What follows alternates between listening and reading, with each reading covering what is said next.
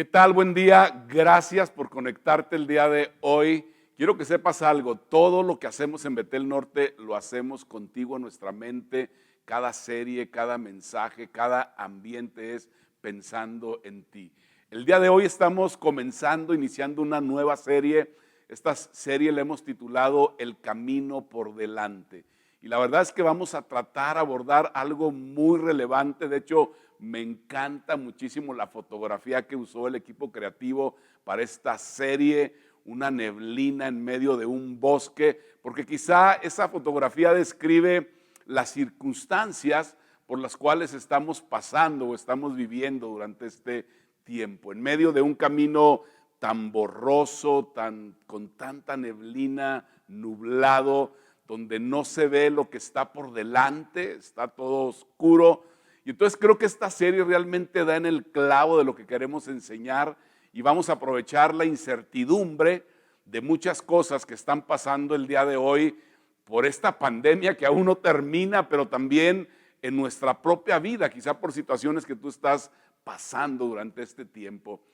Quizá no estás seguro, no estás segura del futuro, es incierto, de tal manera que entonces da en el clavo nuestra serie esta ocasión. Si te detuvieras y pensaras y dijeras, Alfonso, ¿y qué cosas pueden caer en la categoría de inciertas en este momento preciso en mi vida? Bueno, quizá en esa categoría de incierto puede caer tu salud, es incierta, no sabes realmente qué es lo que va a pasar en una semana, en un mes, no sabes si te vas a contagiar, si no te vas a contagiar, si alguien de tu familia morirá o quizá ya murió y será otra persona más. Yo no sé lo que puedas estar pasando. Quizá en la categoría de incierto pueda ser tu economía. Dices, bueno, si se va a frenar la economía una vez más, perderé mi trabajo, mantendré el mismo salario que estoy teniendo o ya no. Quizá lo incierto sea tu matrimonio. Te casaste con mucha ganas, con mucha esperanza y ahora estás pasando por una situación difícil.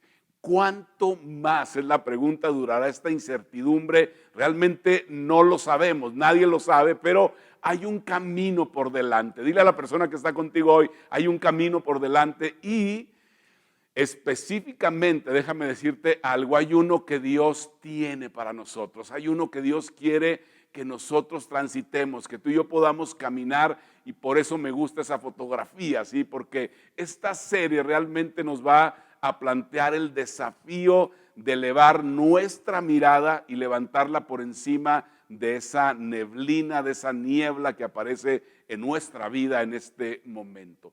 Y de que a pesar de que hay un montón de cosas que no podemos resolver, que no sabemos realmente qué van a pasar, Dios tiene para nosotros un camino por delante. Tú debes de abrazar esa verdad de que Dios tiene para ti un camino por delante, un futuro que Él ha planeado para cada uno de nosotros, independientemente de las circunstancias por las cuales estés pasando el día de hoy. Por eso me escucharás no solamente el día de hoy, sino los próximos domingos también. Es una serie corta, 3 semanas solamente, decir esta frase. Y la frase es la siguiente: no permitas que lo que no sabes te robe lo que puedes hacer. No permitas que lo que no sabes te robe lo que puedes hacer. Hay mucho que tú y yo no sabemos. Hay muchas cosas que desconocemos, hay muchas cosas que no entendemos cómo irá a ser el desenlace realmente, pero no debemos permitir que esa incertidumbre nos robe el accionar en nuestra vida, ¿sí? El actuar de cosas que hoy sí podemos hacer a pesar de no saber todo lo que va a pasar en un futuro. ¿Y cuál es ese beneficio, te preguntarás esta mañana, de tomar acciones a pesar de no tener toda la claridad que nosotros quisiéramos en esa situación que estamos viviendo el día de hoy? Bueno, el beneficio es que vivimos con la mirada puesta en un futuro increíble, en un futuro todavía mucho mejor. Nos movemos por propósito, el propósito que Dios tiene para nuestra vida, y no circunstancialmente, no por cómo estén las cosas, por lo que esté pasando ahora en nuestra vida o cómo nos sintamos en este momento, sino por una sensación de certeza, de seguridad, de propósito. ¿Sabes en quién? en nuestro Padre Celestial, en Dios.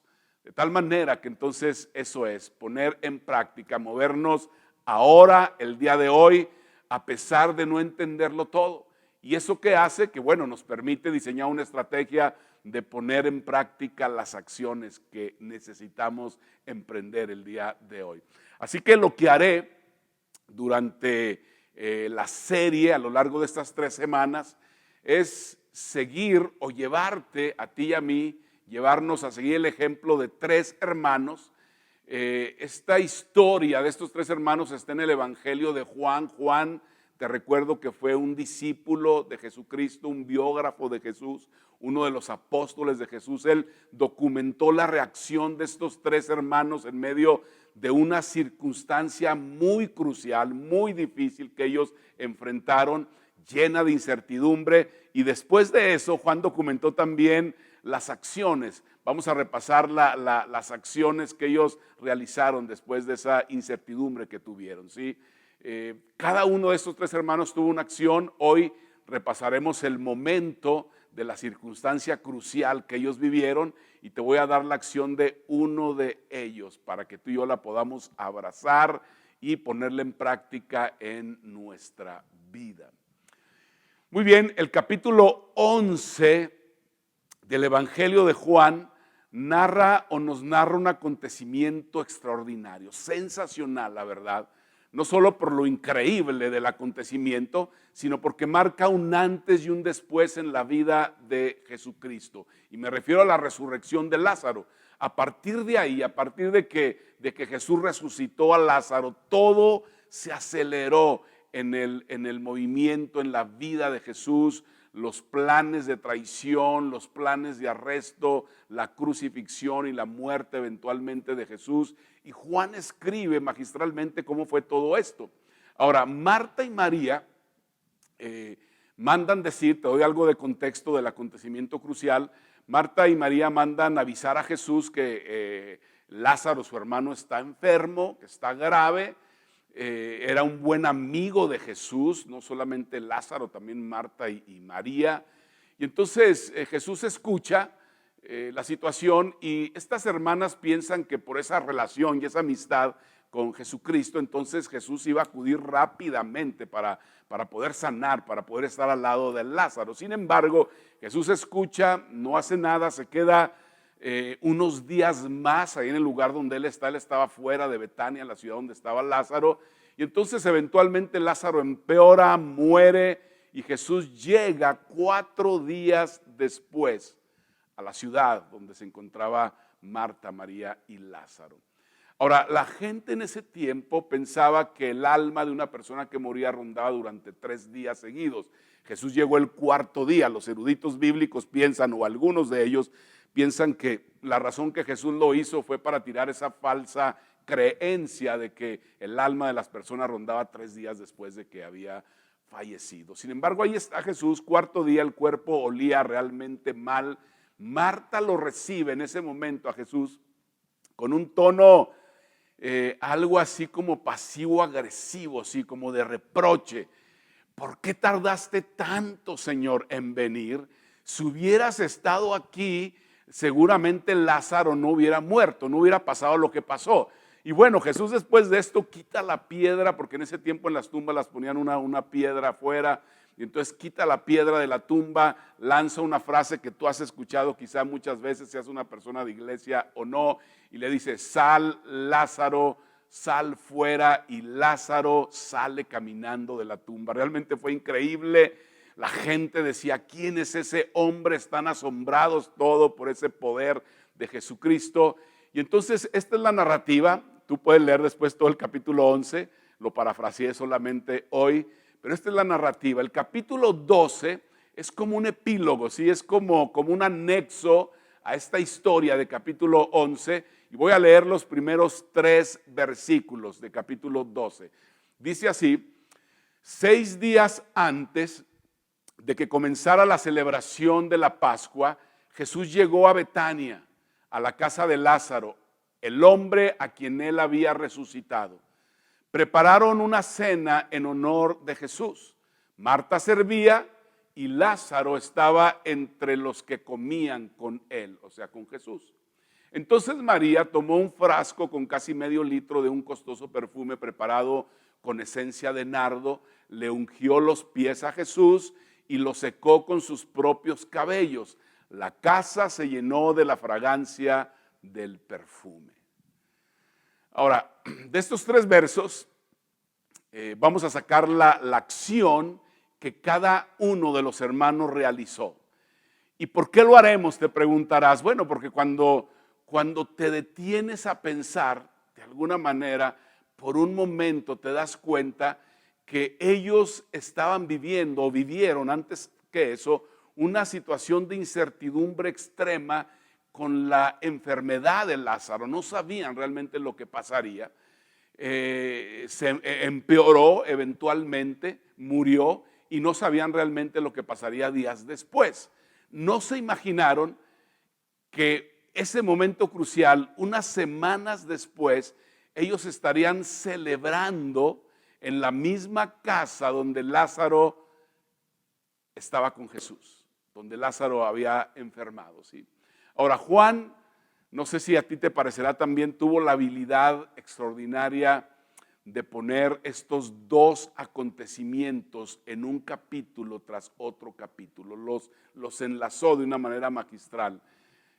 Uno de estos unió estos 2 momentos, la muerte y eventualmente la resurrección de Lázaro y la fiesta de celebración, además en honor a Jesucristo.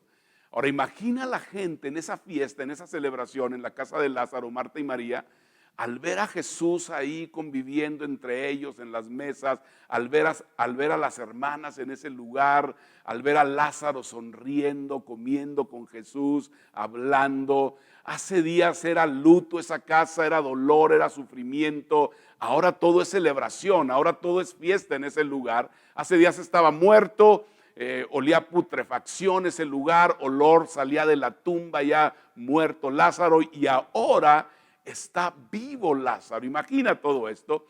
Y aquí hay un simbolismo fabuloso realmente para nosotros, para ti, para mí el día de hoy. Porque quizá nos encontramos en una situación similar a la cual se encontró esta familia, ¿sí? La de Marta, María y Lázaro, cuando vieron su salud deteriorarse y no sabían realmente lo que pasaría, llenas de incertidumbre estas mujeres. ¿Cuánto duraría? Se preguntarían quizá esta incertidumbre, y entonces lo veían morir.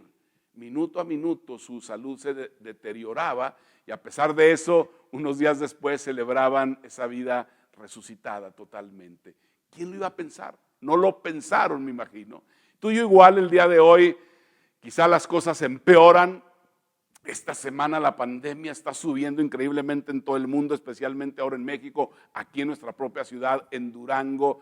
No cambian las cosas realmente de como estaban hace algunos años. Duran más de lo que pensábamos, duran más de lo que nos habíamos imaginado.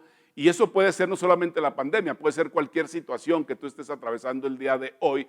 Pero a pesar de que estemos inmersos en esa neblina, en esa niebla, y no logremos ver lo que está por delante, déjame decirte algo: Dios tiene un plan extraordinario para tu vida. Tiene un futuro para ti y para mí. Por eso el nombre de la serie es tan relevante, tan importante: el camino por delante. Hay un camino por delante para ti, para mí, aun cuando tú y yo no veamos con claridad hacia adelante. Así que el desafío que nos presentan estas acciones de los 3 hermanos, de Marta, María y de Lázaro, es el mismo. ¿Cuál es? Actuar como si estuviéramos en el futuro, a pesar de que lo que hoy vemos no lo vemos realmente con claridad. Y vamos a ver la acción concreta de María. ¿Cuál fue la acción que ella realizó? Acompáñame, capítulo 12, en el texto 2 dice: prepararon una cena en honor de Jesús, Marta servía. Ahora, me gusta lo que dice ahí. Marta servía, sirvió durante esa cena, sirvió durante su vida. Así era ella, le gustaba servir. Fue criticada en otro momento por servir, no sé si te acuerdas, ¿sí?, acerca de la historia de ella. Pero una cosa es servir como parte de tu personalidad y otra cosa es servir al hombre que levantó de la muerte a tu hermano días antes. Días atrás, si lo recuerdas, estaba molesta Marta con Jesucristo porque ella consideró que llegó tarde, no llegó a tiempo, que no atendió su llamado, que no atendió su petición y entonces que eventualmente pues murió su hermano Lázaro por eso. Y ahora que lo resucita, pues lo está sirviendo. Imagina cómo lo servía, con mucha pasión, con muchas ganas. Pero realmente, Marta, diríamos, estás asombrada el día de hoy por lo que hizo Jesús. Fuiste beneficiada, fuiste bendecida realmente por él, en la persona de tu hermano Lázaro. Hace días estabas molesta con él porque no atendió a tu llamado, como lo dije hace un momento. Pero ¿te ha pasado eso a ti alguna vez en tu vida? Que de repente vemos que nuestro presente es muy borroso, hay mucha niebla por delante, no vemos realmente con claridad y que le pedimos a Dios y no atiende nuestra súplica, no atiende nuestra petición y eso nos deja como frustrados, como una mezcla incluso hasta de decepción, de enojo. Ve los dos momentos, quiero que veas el contraste, por favor, ¿sí? Cuando Jesús no llegó y de alguna manera Marta le respondió con frustración por su tardanza. Ve lo que dice. Marta le dijo a Jesús: Señor, si tan solo hubieras estado aquí, mi hermano no habría muerto. Ahora mira el contraste en capítulo 12, dice, prepararon una cena en honor de Jesús, Marta servía. Qué extraordinario, qué contraste, ¿sí? Por un lado reclamando y por otro lado sirviendo, entregando lo mejor de ella misma, ¿sí? Sirviendo no solamente a Jesús, sino sirviendo también a otras personas que estaban en esa celebración. Y el contraste atiende al hecho de que cuando tú y yo, de alguna manera, vivimos una circunstancia crucial, nos hace experimentar a Jesús de una manera totalmente única, totalmente diferente. Eso le pasó a Marta en esta ocasión, ¿sí? Y en medio de esa circunstancia crucial como la que estamos viviendo tú y yo en esta pandemia, o algo que no sea la pandemia, pero estás atravesando una situación realmente difícil, lo que está siendo atacado, escúchame bien, son dos cosas. Por un lado es tu fe, el blanco en esta época de tanto reto en tu vida es tu fe, y por otro lado tu amor por el prójimo. Esas dos cosas están siendo atacadas. Más allá del trasfondo que tú tengas de fe, seas un seguidor de Jesús, no seas un seguidor de Jesús, si tú eres un seguidor de Jesucristo, tu fe está siendo probada. En otras palabras, en algún momento a lo largo de tu vida, a lo largo de la incertidumbre, en situaciones difíciles por las cuales tú te puedas encontrar eventualmente, esta es la pregunta con la cual tendremos que luchar y lidiar y responder. ¿Realmente creo lo que digo que creo? ¿Realmente creo en quien creo que digo que creo? ¿Realmente creo que Dios es mi sanador? ¿Realmente creo que Dios es mi proveedor? ¿Realmente creo que Dios es mi salvador? ¿Realmente creo que Dios es mi refugio? ¿Realmente creo que Dios es mi consuelo? Porque todos enfrentaremos esta pregunta, tendremos que responderla de alguna manera. Por eso digo que en circunstancias cruciales nuestra fe es puesta a prueba. Y si tú estás aquí el día de hoy escuchándome y no eres un seguidor de Jesucristo, tu fe también está siendo a prueba, porque tu fe es el blanco de una circunstancia crucial. Ahora, no nos encantan las circunstancias cruciales, pero lo que nos encanta en medio de las circunstancias cruciales es que Dios, nuestro Padre Celestial, nos hace una invitación para poner nuestra mirada en algo más grande que nuestra circunstancia crucial, que nuestra prueba, que nuestra situación difícil, que la incertidumbre que experimentas. Y eso es a lo que me refiero cuando digo que tu fe va a ser probada.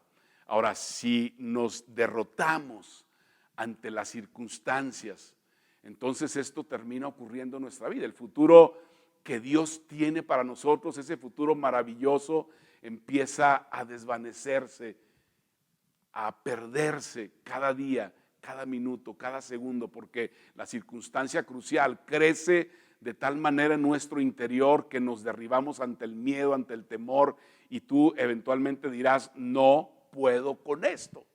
finalmente lo vas a hacer, ¿verdad? Por otro lado, también nuestro amor al prójimo es el blanco de las circunstancias cruciales. ¿A qué me refiero con esto? Que cuando dejamos que las circunstancias cruciales, difíciles, la incertidumbre y el temor se apodere de nuestra vida, eventualmente dejamos de darle importancia a otras personas. ¿Y por qué dejamos de darle importancia a otras personas? Bueno, porque nosotros mismos nos convertimos en lo más importante. Importa mi salud, importa solamente mis planes, lo que yo quiero, mis necesidades, mis emociones, mis finanzas, y entonces nos aislamos de otras personas.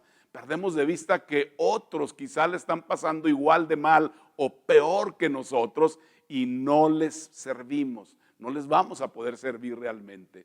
Por eso lo de Marta, que servía en ese momento de la celebración, es realmente extraordinario. Ella actuó en el futuro como nosotros debemos actuar hoy en el presente, con la mirada en el futuro como si hubiera ya acabado la situación por la cual estamos pasando el día de hoy, sin dejarnos invadir por el temor, por el miedo de las circunstancias, por la incertidumbre que produce nuestra vida, sino dando un paso de acción para poder servir a otras personas. Lo que está a prueba entonces es, por un lado, tu fe, mi fe, y por otro lado, nuestro amor por otras personas. Hace poco leía la carta que dirigió Martín Lutero a un líder de la Reforma en un pequeño pueblo en aquel tiempo, en medio de la pandemia, diría yo, más grande que ha experimentado la humanidad, la peste bubónica o la peste negra, como fue conocida en aquel tiempo. Los expertos dicen que le quitó aproximadamente la vida a cerca del 50% de la población de Europa, y en 1527, cuando aún la plaga estaba azotando duro, como la pandemia está azotando el día de hoy, acá todo el mundo en este caso, Lutero responde a esa petición de ese líder de la Reforma en ese pequeño pueblo sobre cómo debería conducirse un seguidor de Jesús ante la circunstancia difícil como era la pandemia en ese tiempo. Quiero que veas esa carta y la respuesta de Lutero. Dice lo siguiente textualmente: un hombre que no ayuda ni apoya a otros, a menos que pueda hacerlo sin afectar su seguridad o su propiedad, nunca ayudará a su prójimo. Siempre debe tener en cuenta la posibilidad de que hacerlo le traiga desventajas y daños, peligros y pérdidas. Esta es la carta que dirigió Martín Lutero, parte de la carta al reverendo Johann Hayes en 1527. Y cuando tú lees este fragmento de la carta de Lutero, dentro del contexto que le escribió, te das cuenta realmente que a pesar de la incertidumbre, podemos abrazar la misma actitud que tuvo Marta en aquella ocasión de poder servir a otras personas. No te estoy diciendo que lo hagas con locura, que no te cuides, que no seas una persona razonable, pero de vuelta otra vez, la verdad es que a la vuelta de todo esto, si tú sirves, podrás contar la historia y decir, hey, serví con pasión a pesar de que fue muy difícil en medio de lo que yo estaba viviendo en ese tiempo. Vamos a querer contar esa historia a todas las personas, miraremos atrás y diremos, hey, en tiempo de la peor pandemia o en tiempo de esta pandemia fui un distribuidor de esperanza. Y me gusta esta palabra, que te describan a ti y a mí de esa forma, que fuimos distribuidores de esperanza, y no me dejarás mentir que es lo que el mundo necesita hoy. Necesita distribuidores de esperanza, mucha esperanza. El punto es que no permitas que lo que no conoces te robe lo que sí puedes hacer el día de hoy. ¿Qué podemos hacer? Podemos servir a otros en medio de lo que está sucediendo.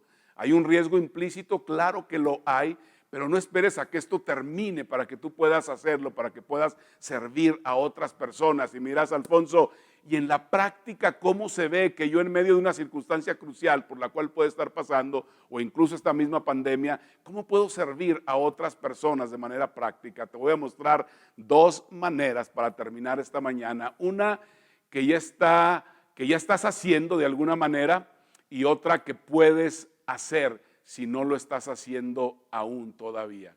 Ahora, una de las maneras que tú lo puedes hacer realmente, de hecho ya lo estás haciendo, perdón, es que sea de manera grupal. Aquí en Betel Norte, cada vez que tú das de tus finanzas, y que por cierto te agradezco porque lo haces con generosidad, todo es, parte de este dinero va a iniciativas, a organizaciones, a personas que de alguna manera están fuera de nuestro contexto como organización, como iglesia. Te mencionaré un ejemplo. Be Rich es una campaña que hacemos cada año de generosidad, extrema generosidad a personas. Todavía varios de ese recurso se fue a cenas de Navidad. Tú y yo pudimos bendecir a muchas familias en esta ciudad a través de lo que tú diste en este tiempo. Ahora, esto es lo que estamos haciendo y eso realmente es muy importante, pero hay algo personal. Hay algo que tú puedes hacer también uno a uno, cara a cara con otra persona. Yo quiero dejarte un desafío, quiero animarte a que esta semana te conviertas en un distribuidor de esperanza, en una distribuidora de esperanza para alguien más, para alguna persona. Quizás sea a través de un mensaje, una nota de voz, quizás sea a través de una llamada telefónica, quizás sea a través de visitar a alguien, de ir a llevar comida a alguien, de ir a darle un consejo a alguien, de ir y llorar y estar con una persona. Así que te pido que actúes como si estuvieras en el futuro, a pesar de que no lo puedas ver con claridad el día de hoy. Creo que es posible y como seguidores debemos hacerlo y debemos servir además con pasión y determinación a nuestra generación en medio de cualquier circunstancia crucial y en medio de cualquier situación difícil. Gracias, qué bueno que nos acompañaste, nos vemos el próximo domingo. Gracias por conectarte con nosotros. Te esperamos el próximo domingo. Recuerda seguirnos en todas nuestras redes sociales para que estés al tanto de los mensajes y eventos que tenemos especialmente para ti. Dar es nuestro estilo de vida y gracias a tu generosidad es posible hacer todo lo que hacemos y apoyar a los distintos misioneros para que el mensaje de esperanza y salvación llegue a cada rincón del mundo. Betel Norte, donde todos somos familia.